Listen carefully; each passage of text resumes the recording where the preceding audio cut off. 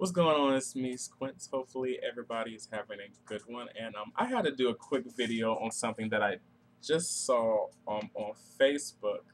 I'm sitting here chilling, say Saturday night, and I come across a status message on one of the groups that I'm a part of, and I wanted to read it to you to see what your feelings are on this. So, quote: So my parents and I went out to dinner tonight. Everything was going good until I realized the waitress was a woman who used to attend my church who has AIDS. Needless to say, after informing my parents of this, it was very awkward and hard to eat our food, end quote. So, yeah, if you know anything about HIV and AIDS, you can understand why I am kind of PO'd about this whole message. And for those who don't know me, I currently work for the state of Maryland. I'm doing a lot of infectious disease prevention and education when it comes to HIV and AIDS, sexually transmitted diseases, hepatitis C, and this, that, and the other.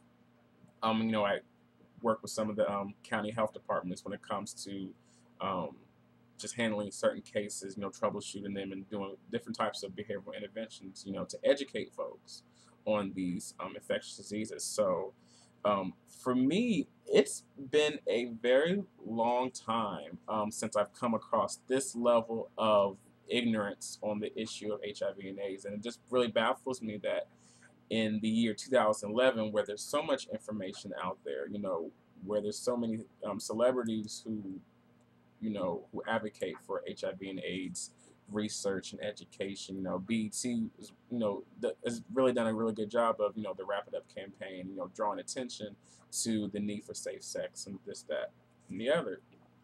That, people still have this mindset of how HIV and AIDS is spread, and this is a considerably, I went onto his profile page. This person, is in college. He's set to graduate next year. So this is a person who has some level of education to them, and to think that this person was uncomfortable because the person who was there serving his food had HIV really baffled me.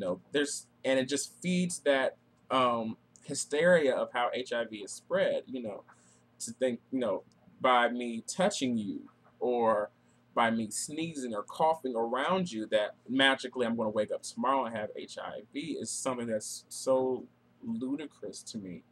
Um, Again, 2011, you think we're, you know, light years ahead and we still have a long way to go.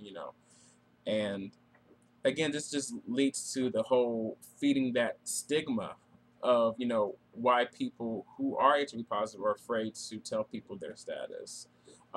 Because of that fear that this person and his parents obviously had from somebody who just was serving their food. And yeah, and I know I probably, am rambling on about this, but this was something that was really a really something that really got my goat. So I want you to comment on this video. What do you think, in your opinion, what is the state of HIV and AIDS education in the U.S. today?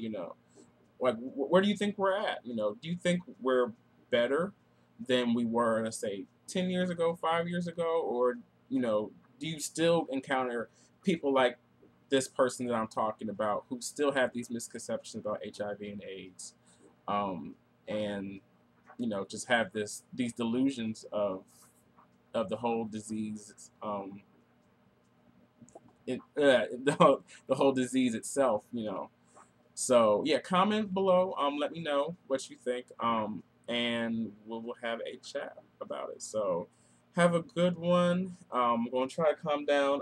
I'm currently watching the U.S. Open. Serena Williams is just about to play in the semifinals, so I'm going to watch this and calm down from this obvious craziness that I just read. So hopefully everybody is having a good one. Talk to you later. Mwah. Bye. Remember, comment below.